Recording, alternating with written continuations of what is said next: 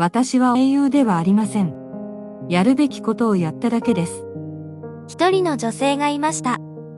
イレーナ・センドラー。2500人。彼女が紡いだ小さな希望。彼女が手にしていたのは武器ではありません。小さな詩篇、小さな手、小さな祈り、それだけでした。何を求め、何を恐れ、そして何を信じたのか。名前すら消えかけたその人の歩みを今、静かに辿っていきます。この動画が面白い、参考になったと感じたら、チャンネル登録と高評価をお願いします。第1章、静かなる決意。イレーナ・センドラーは、1910年、ポーランド・ワルシャワ郊外に生を受けた。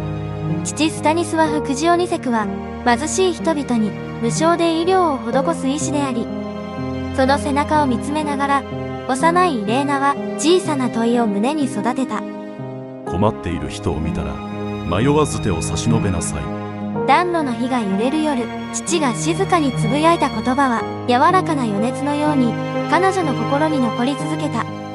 やがて第一次世界大戦が終わり、ポーランドは独立を果たす。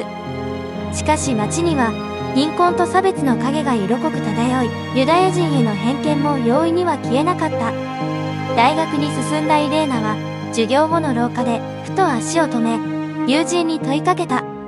もしも、生まれただけで罪を着せられるとしたら、私たちは何を信じればいいのかしら。言葉にした瞬間、自分の胸にも重い問いが降りてくるのを感じた。1939年、ナチスドイツがポーランドへ侵攻した。ワルシャワの街はたちまち占領され、ユダヤ人たちは高い壁に囲まれたゲットーへと追いやられていく。冬の朝、窓の外に広がる灰色の空を見ながら、イレーナは小さく息を吐いた。ただ見ているだけなら、私たちは何者にもなれない。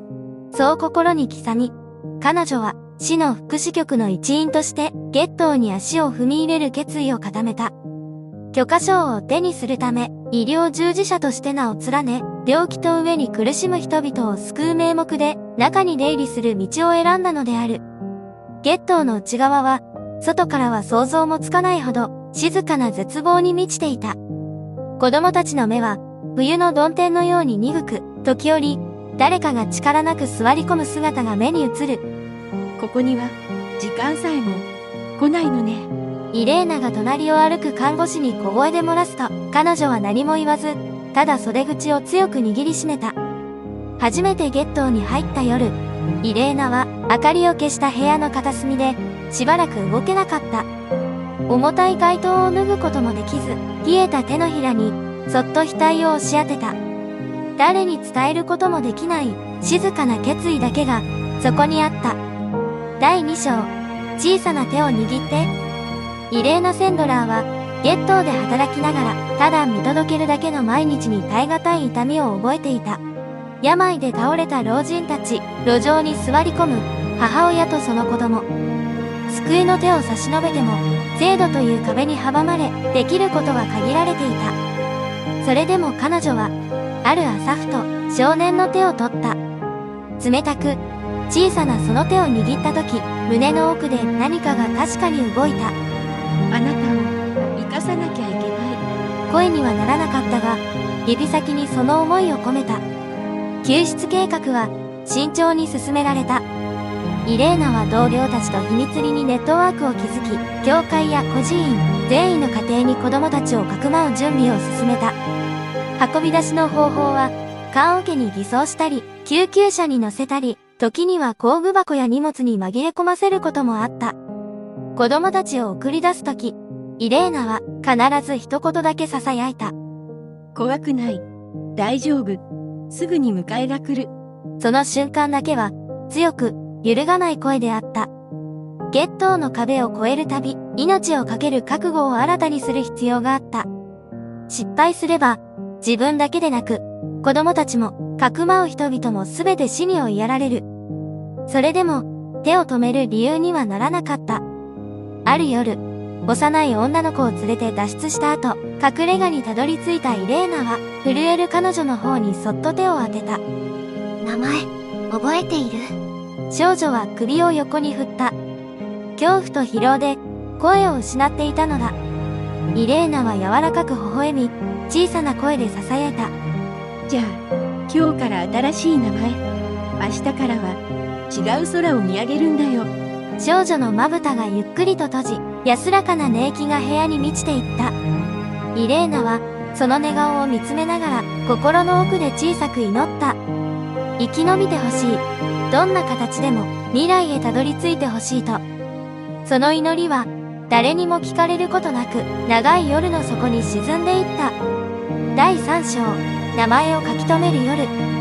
子供たちを救い出すたびにイレーナ・センドラーは小さな紙片を取り出し、その名前、本来の家族、そして新たな身分を書き記した。それはいつか戦争が終わった時、本当の家族に返すためのたった一つの手がかりだった。暗い部屋の隅で彼女は膝の上にノートを広げた。小さな明かりのもと、かすれるペン先で一つ一つ丁寧に文字を刻んでいった。この子の本当の名前、消さないから。誰に聞かせるでもなく、イレーナは小声でつぶやいた。すべてを書き終えると、その紙を細かく巻き、ガラス瓶の中へ押し込む。瓶は庭のリンゴの木の根元に埋めた。土をかぶせるとき、彼女は手袋を外し、冷たい土に直接触れた。何も語らない大地に、静かに祈りを託したのである。お願い。どうか、みんなを、ここへ戻して。彼女の声は、土の中に静かに吸い込まれていった。夜が更けると、ワルシャワの街に吹く風は、さらに冷たさを増した。イレーナはコートの襟を立て、薄暗い道を一人歩いた。ゲットーからの脱出計画は日に危険を増し、仲間たちの顔にも深い影が落ちていた。ある晩、隠し場所を用意してくれていた神父が、イレーナに向かって低く言った。いつか君がここからいなくなる日が来るかもしれない。覚悟しておきなさい。イレーナは静かにうなずいた。答えは短かった。わかっています。でも、止まれない。それきり、二人は何も言わなかった。夜の静寂だけが遠くで犬の鳴き声とともに響いていた。瓶は少しずつ増えていった。春、夏、秋と季節が巡るたび、リンゴの木の根元に埋められた瓶の数も静かに積み重なっていった。瓶の中には消された家族の記憶、生まれたばかりの名前、そして未来へ向かうかすかな光が詰まっていた。イレーナは知っていた。すべてを守ることはできないかもしれないと。それでも、たとえ誰にも気づかれなくても、名前だけは未来に手渡したかったのである。夜が明けると、彼女は何事もなかったように視聴者へ向かった。同僚たちの中で微笑み、報告書にサインし、また次の救出計画に向けて静かに動き出した。何も知らないふりをすることは時に叫ぶよりも苦しかった。だがイレーナはそれでも手を止めなかった。誰かが待っている。それだけで10分。コートのポケットにそっと手を差し入れ、彼女はそう心の中でつぶやいた。朝日がぼんやりと滲むワルシャワの空の下で、イレーナ・センドラーは今日も静かに歩き続けた。第4章、沈黙の拷問室。1943年秋、イレーナ・センドラーは、シュタポに逮捕された。誰かが密告したのか、あるいは小さなほころびを拾われたのか、理由はわからなかった。ただ、彼女が救出した子供たちの存在を探るためであることだけは明白だった。連行された先は、ポーランド秘密警察本部、いわゆるパビアク刑務所。灰色の壁と濁った窓の中で、彼女は独房に閉じ込められた。初めて取り調べ室に引きずり込まれた時、イレーナは一言だけ心の中でつぶやいた。私は何も知らない。それは、守るべきすべての命を抱きしめるための小さな誓いだった。尋問は容赦なかった。殴打、蹴り、爪を剥がされる拷問、飢えと寒さ。それでもイレーナは一切口を割らなかった。どんなに肉体が傷ついても、名前を書いた瓶のありかだけは決して明かさなかった。取り調べ官は椅子を蹴飛ばし、彼女に顔を近づけて怒鳴った。子供たちはどこだ？隠しているだろう。イレーナは血の滲む唇でただ一言返した。わからない。土星が飛び、また冷たい床に叩きつけられた。だがその度に、彼女の心の中では、あの子たちの小さな手のぬくもりが灯り続けていた。夜、独房に戻されると、イレーナは膝を抱えて静かに座った。痛みにうめぐこともなく、涙を流すこともなかった。ただ目を閉じ、リンゴの木の下に眠る瓶の一つ一つを頭の中でそっと数えた。この子の名前も、あの子の名前も、絶対に消させない。かすかな声が凍りついた壁に吸い込まれていった。日々、拷問は続いた。足の骨を折られ、歩くことも困難になった時、ついにゲッシュタポはイレーナの処刑を決めた。だが、地下組織ザゴタの仲間たちが賄賂を渡し、間一髪で彼女を救い出した。道端に放り出された夜、イレーナはかろうじて自力で立ち上がった。血まみれの顔に月明かりが差し、誰もいない街路に震える影を落とした。生きなさい。心の奥で父の声が聞こえた気がした。イレーナは足を引きずりながら、瓦礫の間を歩き始めた。どこへ行けばいいかはわからない。それでも、ただひたすらに歩いた。遠く、まだ見ぬ明日を信じて。第5章、引き継がれる祈り。戦争が終わった時、ワルシャワの街は瓦礫の海となっていた。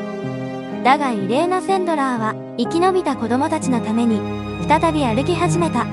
埋めた瓶を掘り起こし、一枚一枚濡れた土を払いながら名前を確かめていった。あなたの家族を探しに行こう。そう言って手を取ると、子供たちは恐る恐るうなずいた。